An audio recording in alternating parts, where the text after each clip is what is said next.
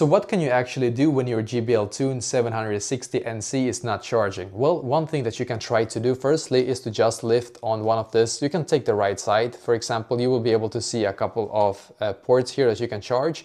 If you just choose another port, so for example this instead of this, if you actually are able to do so, I can only do for this one, I only have this cable unfortunately, but if you do see the red light right here, this will indicate that it's actually charging. So this is actually a very good sign.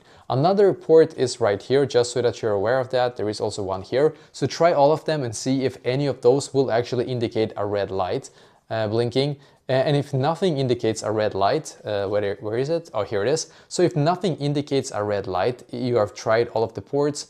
It might be the issue in the headphones itself. Maybe it's completely broken, the headphones, or it might be that your cable is broken as well. So if you have another cable, please make sure to try that one. Because, I mean, the amount of times that I've heard people say that when they actually change the cable, that it works is just a lot. So please try and see if you have another cable that can also fix this issue, just so you know.